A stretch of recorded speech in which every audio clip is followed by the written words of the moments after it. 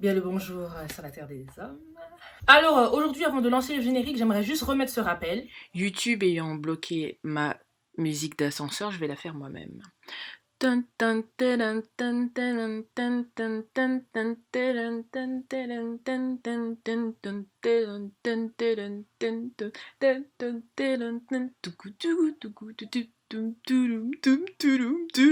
peut lancer le générique.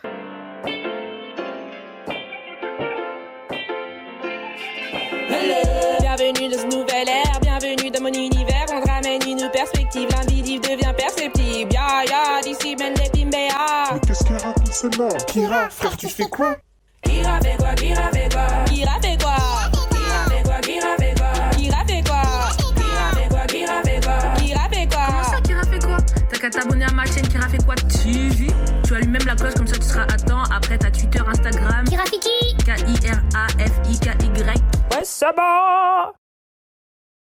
Alors aujourd'hui, nous sommes au 4e épisode de ma déconstruction religieuse. Aujourd'hui, nous allons parler des textes sacrés et je donnerai l'exemple de la Bible. Comment mon rapport à la Bible a vraiment évolué au cours de ma déconstruction religieuse, donc lors de ma séparation avec le christianisme. Comment ça s'est passé au niveau du livre et comment j'aborde le livre aujourd'hui. Il y a des informations que j'aurais déjà données dans la phase 1, donc quand j'avais répondu à cette question, mais je pense que ça va sonner différemment avec tout le développement qu'il y a eu les 3 premiers épisodes de cette phase et en plus que je vais rajouter aujourd'hui. Je pense que certaines informations que je vais donner aujourd'hui vont sonner différemment. Donc allons-y. Premier point que je rappelle et que je rappellerai à chaque épisode parce que c'est vraiment là où la différence se fait. C'est là où vraiment on va voir si on est dans une démarche religieuse impériale et fermée ou dans une démarche spirituelle beaucoup plus ouverte, si je peux me permettre. C'est que quoi? La religion présente des formes qui cachent des principes spirituels, des vérités qui sont bien réelles. Et dans une démarche spirituelle, dans une démarche de cultiver sa spiritualité, tu vas seulement t'intéresser et t'attacher aux principes qui sont sous-jacents à ces formes. Ok? J'ai aussi dit que la religion, elle est culturelle et la religion, elle a un aspect politique. Ça, c'est ce que j'ai dit dans les épisodes précédents, c'est un rappel. Aujourd'hui, nous allons parler des textes sacrés. Et ce qui est intéressant avec les textes sacrés, c'est que, première chose, c'est qu'ils sont une forme de la religion. Et quelle forme représente le texte sacré dans la religion? C'est la bouche de Dieu, ou plutôt dans le jargon, on dira c'est la parole de Dieu. Ok? Première chose qui est intéressante, c'est que le texte, le livre sacré dans la religion, il va permettre de transmettre le message de Dieu, le message divin, tu vois. Et ce qui est intéressant, c'est que cette transmission, en vérité, elle va dépendre d'une culture à l'autre, parce que dans des cultures, les messages sont transmis par voie orale. Dans des cultures, les messages sont transmis par la chanson, par l'art, par la sculpture, par voie écrite. En fait, selon la culture, le message transmis, il aura une forme différente. Aujourd'hui, on est dans une ère où l'écriture est importante. Sauf que bien évidemment, dans toutes les cultures, l'écriture n'était pas forcément la première voie de transmission. Donc, ça c'était une petite parenthèse. Aujourd'hui, l'importance de l'écriture s'est fait savoir et les transmissions de messages, qu'ils soient divins ou non, par l'écriture. Au cours de l'histoire, même si l'écriture existait déjà dans beaucoup d'autres sociétés, dans les sociétés occidentales notamment, l'écriture a été placée comme le moyen le plus sûr de conserver l'information, ce qui est justifiable. Ce principe peut se retrouver dans les religions qui naissent dans de telles sociétés, là où les informations transmises par la religion étant supposées être le message de Dieu, le moyen le plus sûr de conserver ce que Dieu dit, le message de Dieu ou encore la parole de Dieu comme on le dit dans le jargon, devient l'écriture. Vous comprenez désormais pourquoi dans certaines religions, et c'est le cas du christianisme que Kira a connu, quand on parle de parole de Dieu, souvent dans un inconscient collectif, on pensera aux livres, aux écritures, comme on dit dans le jargon. La parole de Dieu et les écritures sont presque devenues des équivalents dans l'esprit de beaucoup de religieux. Voici donc une manière d'illustrer la dimension culturelle de la religion, car en effet, dans une culture où l'écriture n'a pas une telle place dans la transmission de messages, la parole divine renverrait-elle automatiquement un livre ou des textes? La religion dit « mon livre est la vérité ». Dans une démarche spirituelle, tu recherches la vérité qui se trouve dans le livre, qui se trouve dans le ou dans les livres, dans le ou dans les textes, tu vois. Parce que tu ne limites pas la vérité au livre. Et tu ne fais pas de la vérité le livre, dans une démarche spirituelle. Pourquoi? Parce que comme on a vu, la vérité, dans ma croyance, de ce que je crois aujourd'hui, la vérité est partout. Sauf que quand on donne une forme à la vérité, pour moi, on la limite. Dans une démarche spirituelle, tu te dis pas, le livre est la vérité. Tu te poses la question, où est la vérité dans le livre? Il y a une démarche de discernement. Parce que tu as conscience comme tu ne glorifies pas le livre, comme tu ne glorifies pas la forme, tu prends en compte le fait que la forme, pour naître, il y a dû avoir une histoire, il y a dû avoir un processus qui a mené à cette forme-là. Et dans ce processus qui a mené à cette forme-là, beaucoup de choses peuvent se passer, tu vois. En effet, Kira, une forme que l'homme peut créer sera plus facilement contrôlable par l'homme. Cela a ses avantages comme ses inconvénients, dépendant aussi des intentions de ceux qui créent et de ceux qui contrôlent. Nous connaissons pour la plupart ce proverbe latin qui tirerait son origine d'un discours d'un sénateur romain qui disait « Verba volant, scripta manent » ou en français « Les paroles s'envolent, les écrits restent ». Il est plus facile d'avoir la main mise sur des écrits que sur des paroles, surtout dans des sociétés où l'écriture et la lecture sont réservées à une certaine élite. Ainsi, quand la vérité devient un livre, un texte, un écrit, la vérité devient accessible à l'élite qui sait lire et sous le contrôle de l'élite qui sait écrire. Et encore, quand la vérité devient un livre, elle devient dépendante du livre pour se propager. Dans une démarche spirituelle, c'est qu'est-ce qui est vrai dans le livre? La religion considère le texte sacré, le livre sacré, comme étant la bouche de Dieu ou dans le jargon la parole divine. La spiritualité, c'est où est le divin dans le livre? Quels sont les principes divins, spirituels qui ressortent du livre? Tu vois ce que je veux dire? Il n'y a pas d'attache à la forme, il n'y a pas d'attache, entre guillemets, au livre. Il y a une attache au message, aux principes divins qui peuvent se trouver dans le livre, aux vérités qui peuvent se trouver dans le livre. Je sais pas si vous voyez ce que je veux dire. J'espère que vous voyez ce que je veux dire parce que ça a l'air compliqué mais ça ne l'est pas. Ce qui va être intéressant aussi avec les textes sacrés, avec le message, avec les livres, c'est que les livres sont une forme qui vont servir de biais pour présenter d'autres formes. C'est-à-dire que quand tu vas ouvrir le livre, tu vas découvrir plein de formes. Une forme, c'est quoi? C'est un nom, un personnage, un lieu, une date. Ce sont des formes. Et j'ai même envie d'aller plus loin et dire que ce sont des codes. Alors, aujourd'hui, où je me situe par rapport à la Bible, après vous avoir dit tout ce que je vous ai dit là. La Bible est un livre, j'ai grandi avec ce livre. C'est-à-dire que j'ai fait plus d'une vingtaine d'années en contact avec ce livre. Lors de ma déconstruction religieuse, la Bible a joué un rôle extrêmement important dans mon détachement avec le christianisme. J'étais chrétienne. Et quand j'étais chrétienne, j'aimais énormément la Bible. Et plus j'ai commencé à lire le livre, en me détachant de ce qui m'a été dit à propos du livre et juste de me concentrer sur ce que le livre disait, je me suis rendu compte qu'il y a des écarts entre ce que le livre dit et ce que les gens enseignent et ce que les gens font. Tu vois ce que je veux dire? Et ça m'a perturbée et j'ai pas compris, tu vois. Dans le christianisme, moi je croyais que la Bible était la parole de Dieu, tu vois, parce que c'était ce qu'on m'avait enseigné. Sauf que quand tu ouvres le livre, tu te rends compte que à aucun moment le livre dit qu'il est la parole de Dieu. Sauf que la religion choisit ses formes. Ce n'est pas un problème de choisir une forme référentielle. Pour des raisons évidentes, la religion ayant une dimension collective, il serait plus simple qu'il y ait un référentiel pour la collectivité. Un peu comme à l'école, chaque professeur peut choisir son livre de référence ou manuel scolaire comme certains diraient. À quel moment cela peut devenir problématique? Si une religion fait de son livre de référence le livre de référence et sous-entend que tous les autres livres qui traiteraient du sujet ou qui ne se basent pas sur ce livre sont faux, la source de connaissance divine se retrouve limitée dans son livre. Cela ne veut pas dire qu'on ne peut pas trouver de la connaissance juste dans son livre, mais un livre fini, écrit par des êtres imparfaits, peut-il prétendre contenir la connaissance de l'infini parfaitement? Dans une démarche impériale religieuse, on dira « mon livre est la vérité ». Dans une démarche spirituelle, on cherche la vérité dans le livre.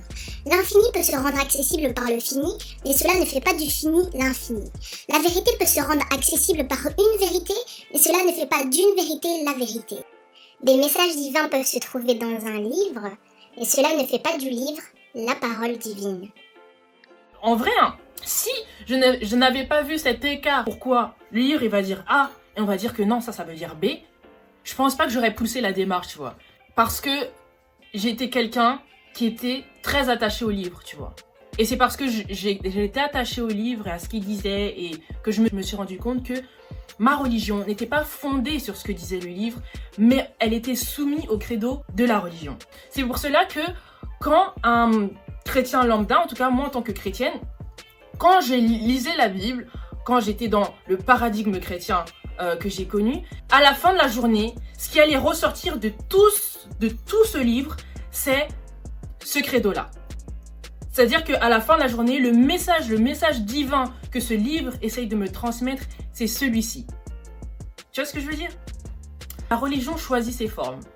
La religion choisit son credo, donc elle choisit son message d'ensemble, tu vois, le credo. Elle choisit les formes, et une des formes qui a été choisie, franchement, je sais pas d'où ça vient. En vérité, là, je vous fais la vidéo, je ne sais pas d'où la Bible et la parole de Dieu vient. Mais je pense que c'est une forme qui a été choisie par la religion, mais qui ne se fonde pas sur le livre en lui-même, parce qu'à aucun moment, sans ambiguïté, le livre va te dire « Je suis la parole de Dieu ». D'ailleurs, si l'on se fie à ce verset de la Bible que l'on retrouve dans le chapitre 33 du livre de Job, les moyens que Dieu utilise pour parler, pour transmettre sa parole ne se limitent pas à une seule forme. Ils peuvent inclure une forme, mais ils ne se limitent pas à une seule forme. Ainsi, la croyance selon laquelle la Bible est la parole de Dieu ne trouve pas son origine dans les textes bibliques. Et je pense que ce qui a joué dans ma déconstruction, c'est le jour où je me suis intéressée à l'histoire du livre, tu vois. Parce que quand j'étais chrétienne, le livre me suffisait, tu vois. Puis un jour, je me suis posé la question, mais d'où sort le livre? Et comment je peux être sûre que tout ce que ce livre dit est juste? Tout ce que ce livre dit est vrai? Tu vois ce que je veux dire? Et donc, j'ai commencé à faire mes recherches. Et j'ai commencé à avoir plein de théories. Si on regarde, si vous allez... vous pouvez pas voir, mais j'ai des playlists que j'appelle playlists de déconstruction. Christianisme déconstruction. Et dedans, j'avais des vidéos de personnes qui prouvaient que les textes bibliques étaient vrais, véridiques. Et il y a d'autres vidéos dedans qui disaient que non, la Bible a été modifiée et tout. Pour moi, c'était important et c'est toujours important aujourd'hui quand je me pose une question, d'avoir les avis contraires afin de voir sur quoi se base chacune des personnes qui disent ce qu'elle dit pour établir son point de vue ou pour établir sa théorie ou pour établir son opinion, etc. Kira, tu m'excuseras, mais c'est hyper intéressant. La première question que tu t'es posée, c'était « Est-ce que la Bible est vraie ?» et tu as fini sur des vidéos qui répondaient à la question « Est-ce que la Bible a été modifiée ?» Ce qui est intéressant dans cette démarche, c'est que la recherche d'authenticité ou d'originalité des textes prend la place de la recherche de la véracité qui se trouve dans les textes. C'est-à-dire que ce n'est pas parce qu'un texte est original, donc il a vraiment été écrit ainsi, que le texte n'a pas été changé, que le texte original est véridique. Cela signifie simplement qu'il est authentique, qu'il est original. Mais l'originalité n'est pas un facteur démontrant la véracité d'une information. Et cela nous montre encore la différence entre une démarche religieuse et une démarche spirituelle, parce que la démarche religieuse va chercher « est-ce que ma forme a été altérée ?» Donc la focalisation, la concentration se fait encore sur la forme et non pas sur le contenu. Parce que le religieux pense que si la forme n'a pas été altérée, ça veut dire que le contenu est véridique. Sauf que le mensonge n'a pas été inventé il y a quelques années. C'est-à-dire que si les gens mentent aujourd'hui, celui qui a écrit il y a 2000 ans, il peut aussi mentir. Celui qui a fait la forme il y a 2000 ans, il pouvait aussi mentir. Et moi, j'en suis arrivée à un point où je me suis dit, il n'y a aucun doute sur le fait que le message des textes bibliques ait été altéré. Ça, j'en ai aucun doute parce que quand je regardais déjà les versions grecques et les versions en français, le message, il change. Un mot peut vraiment changer tout le sens d'une phrase. Donc quand tu traduis un mot d'une certaine manière et pas d'une autre, il y a une direction que tu donnes au livre qui n'est pas forcément celle qui était celle donnée en grec. Prenons l'exemple du mot qui a été traduit dans certaines bibles en français par repentance. En grec, le mot utilisé est métanoïa, qui signifie changement d'état d'esprit, de mentalité. En français, la définition de repentance est regret douloureux que l'on a de ses péchés, de ses fautes et désir de se racheter. En grec, la métanoïa implique la remise en question, le développement personnel, la prise de décision, la discipline. En français, la repentance est liée aux émotions, le regret de ses actions et le désir de changer. C'est subtil, mais ce sont deux messages différents car la repentance ne nécessite pas de changement. La repentance est atteinte quand tu désires changer. La métanoïa est atteinte quand tu as changé. La religion se fonde sur des credos, des doctrines, et les textes de la religion sont adaptés en fonction de cela. Ainsi, le repentir ou repentance, faisant partie de la doctrine chrétienne, fut greffé au texte biblique lors de l'établissement de la religion chrétienne romaine, mais n'existait pas dans les textes d'origine grecque. Vous trouverez d'ailleurs certaines versions de la Bible qui n'utilisent pas le mot repentance, repentir, mais qui ont gardé le mot changement, changer. Ainsi, vous voyez comment par des traductions, les doctrines chrétiennes ont pu trouver leur place dans le livre. Puis après, tu vas faire des recherches et tu te rends compte que les textes grecs, il s'avère qu'ils puissent trouver leurs inspirations de textes égyptiens et tu vois un peu comment ce livre, en fait, aujourd'hui, je le vois comme un mélange de beaucoup de spiritualité, comme un mélange de plusieurs cultures, comme un mélange de beaucoup de choses qu'on a christianisé au cours du temps. D'ailleurs, cette christianisation de la Bible s'est probablement faite principalement par les enseignements et l'interprétation des textes plutôt que par une réécriture complète du livre en insérant les formes chrétiennes partout dans le livre. Raison pour laquelle certains peuvent aujourd'hui constater des contradictions entre le livre et certains enseignements et ou des contradictions entre différentes parties du livre. Tous les textes ne reflètent pas une même culture. On pourra donner l'exemple de la polygamie et de la monogamie qui sont toutes les deux représentées dans le livre. Certains chrétiens diront que la Bible est contre la polygamie, ce qui est incorrect car beaucoup de figures bibliques l'étaient et dans la Bible cela ne leur fut pas reproché. Néanmoins, la doctrine chrétienne étant née dans un empire romain où le mariage culturel était monogame, la polygamie était interdite. Et les Juifs, notamment dans le Nouveau Testament, sont sous la domination romaine. Le contexte culturel des Juifs de l'Ancien Testament et du Nouveau Testament est ainsi différent. Donc oui, la doctrine chrétienne romaine, notamment, est contre la polygamie et cette doctrine se trouve dans les textes bibliques aujourd'hui. Donc on pourra justifier par un passage de la Bible la monogamie. Ainsi, on peut voir comment des contextes culturels différents dans un même livre donneront naissance à des pensées différentes, voire opposées dans le livre, mais dans la religion chrétienne, c'est la pensée chrétienne qui l'emportera sur le livre. Après, chacun sa position sur la chose, ce n'est pas le sujet de la vidéo, mais c'était juste pour vous montrer comment on peut orienter le message du livre dans une direction ou dans une autre à cause de la pluralité de son contenu. Donc voilà, dans tous les débats qui concernent un peu l'Afrique et le christianisme, notamment l'Afrique subsaharienne et le christianisme, personnellement, je pense que la Bible est devenue problématique. Voilà, la Bible est devenue problématique en Afrique subsaharienne, pas simplement à cause des textes et de ce qu'ils racontent, mais à cause des interprétations, des doctrines et de tous les dogmes qui sont venus avec le livre, tu vois. Parce qu'aujourd'hui, quand un religieux chrétien lit le livre, il n'est pas juste le livre, il n'est pas juste ce qui est écrit, il lit le livre au travers des doctrines qui lui ont été enseignées, au travers des interprétations qui lui ont été données. Et c'est pour ça que je lui dis que, aucun moment, la Bible a dit qu'elle est la parole de Dieu, mais quand un chrétien va lire la Bible, quand il va voir parole de Dieu, il va penser à la Bible. Quand on va dire méditer la parole de Dieu, il va dire « Ah, je dois méditer la Bible ». Parce que c'est ce qui a été enseigné dans la doctrine chrétienne. C'est ce qui a été établi dans la religion chrétienne. Et c'est pour ça qu'aujourd'hui, moi, je crois que les religions ne sont pas forcément soumises aux textes sacrés, mais sont plus soumises à la manière dont ces textes vont être interprétés, enseignés, apportés. La religion présente des formes, la spiritualité cherche à en saisir l'essence. Dans une démarche impérialiste religieuse, on dira « Mon livre est la parole ultime de Dieu ». En cela, la Bible fut utilisée comme un outil politico-religieux. La religion présente des formes qui reflètent une culture et en cela, la Bible fut utilisée comme un outil de destruction historico-culturelle lors de la colonisation. Un outil politico-religieux car l'ultime pouvoir de messager, de conservateur du message divin, du message de Dieu lui fut remis. En cela, la possibilité de remettre en question ce qu'elle comporte fut ôtée aux gens car qui voudrait contredire ou éprouver la parole de Dieu. Sa seule interprétation approuvée fut celle transmise par les missionnaires. Elle est imposée comme seule et unique référence du message divin.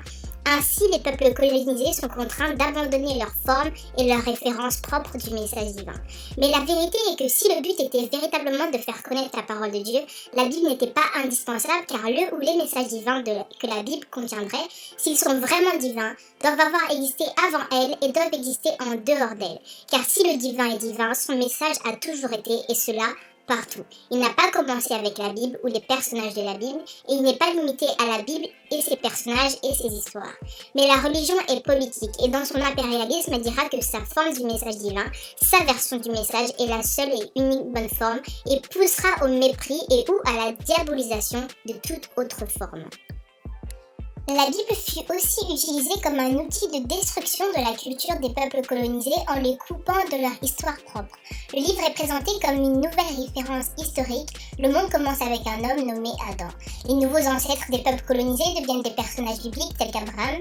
D'ailleurs, il existe des chansons dans certains milieux chrétiens afro où les paroles déclarent que nous sommes des descendants d'Abraham. Les peuples seront détachés de leurs racines, de leurs récits, alors qu'ils seront rattachés à ce nouveau paradigme qui leur est présenté, voire imposé, via les textes bibliques. Et encore aujourd'hui, la Bible est pour beaucoup une référence historique, et certains afrodescendants se considèrent comme des descendants de personnages bibliques. Et voilà comment un livre dans lequel on pourrait trouver de belles choses a pu être utilisé comme outil d'aliénation, d'endoctrinement, de destruction, là où il fut imposé. Certaines personnes peuvent venir et dire que oui, la Bible elle a été blanchie et tout, parce que quand on montre que certains personnages bibliques étaient blancs, c'est écrit nulle part dans la Bible en fait. Et quand bien même, qu'est-ce qui dit que ce sont pas des albinos en fait? Qu'est-ce qui dit que c'est vraiment des blancs genre occidentaux, genre comme... tu vois ce que je veux dire? J'en sais rien en fait. Mais une chose est sûre, c'est que la Bible elle présente des formes, la Bible elle a ses textes, et au fur et à mesure du temps, lors de la christianisation du livre, donc lorsqu'on a mis en forme le livre, etc., au livre ont été associées des images, tu vois. C'est pour ça qu'aujourd'hui, quand on pense à la personne de Jésus, nulle part dans la Bible, tu peux voir une description qui correspond à l'image qui est ressortie après, tu vois. Parce que la religion choisit les formes. Et c'est pas forcément le texte qui va dire les choses. Le racisme depuis Jésus blanchi, pourtant chevelé nos pieds de bronze, comme quoi les écrits n'ont plus de sens, ou bien c'est le sens qu'on a déconstruit.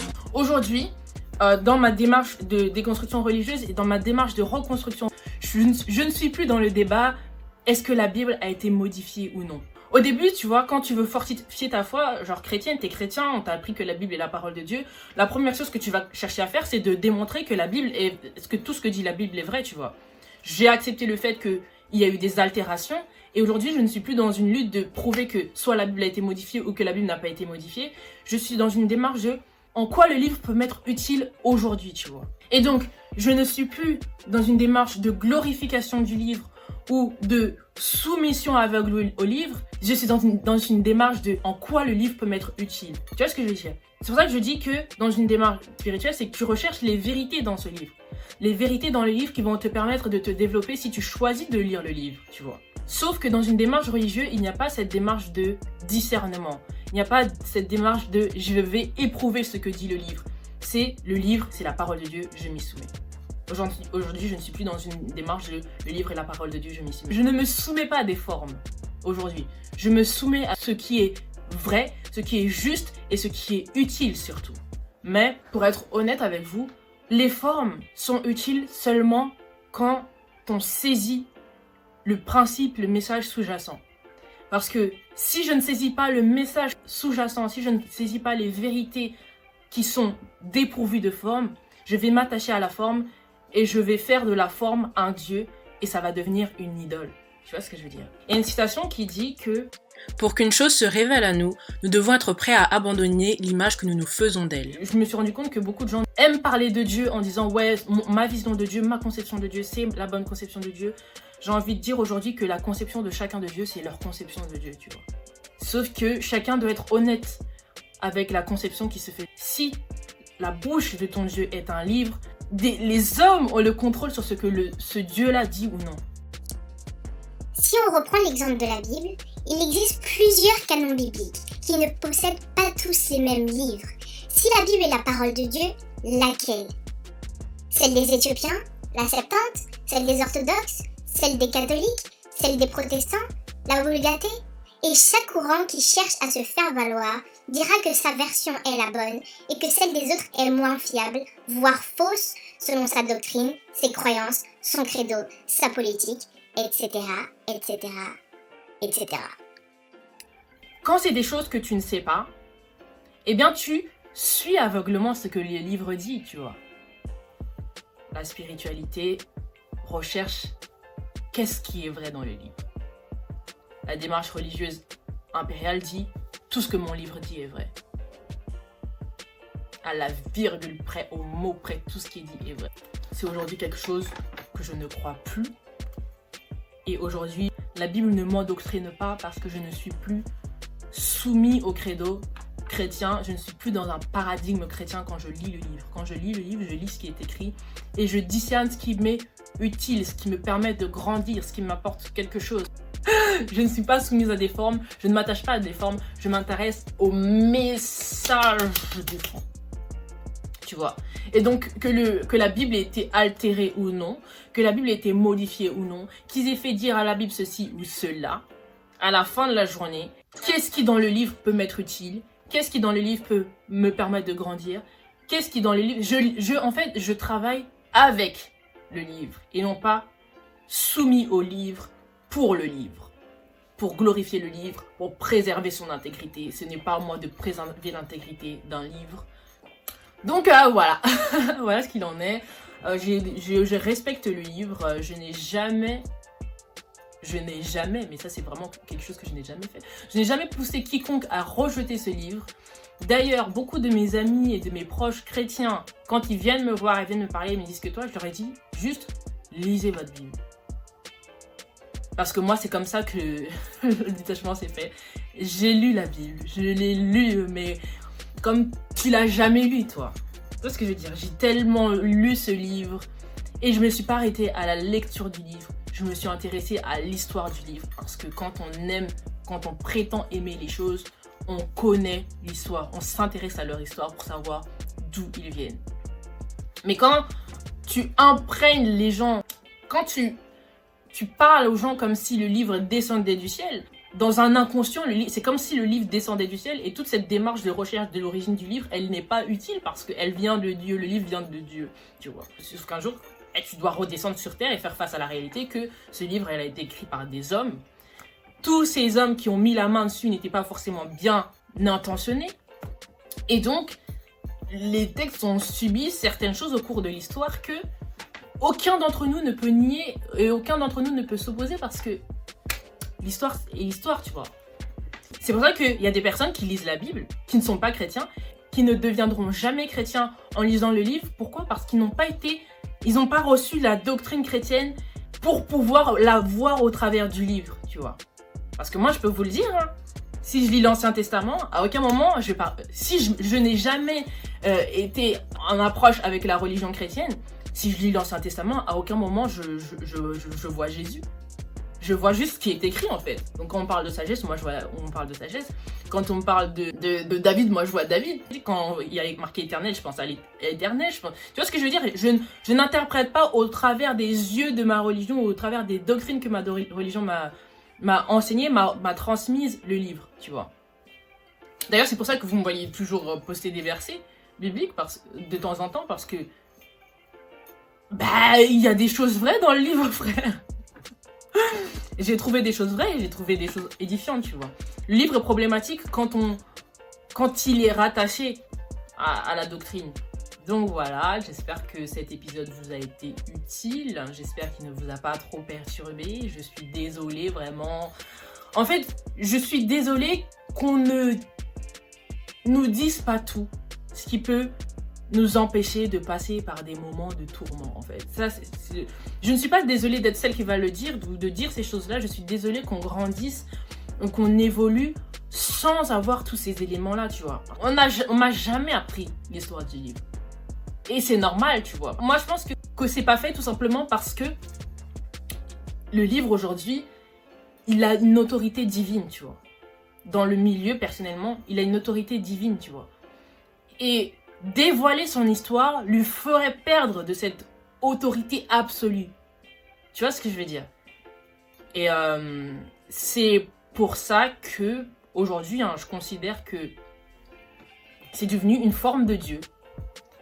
Et comme c'est devenu une forme de Dieu, qui va venir exposer certaines choses qui démontreraient que le livre n'est pas une forme de Dieu, bien qu'on puisse trouver des messages divins, des vérités. Donc voilà. That was the case.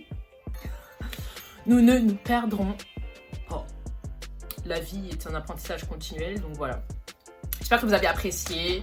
Le prochain épisode, il va être hyper intéressant. On va finaliser la série. Et comme ça, je pourrais enfin passer à autre chose. Est-ce qu'il y aura une phase 3? Si tu as posé des questions auquel je n'ai pas répondu lors de la phase 1 ni de la phase 2, cela signifie que peut-être...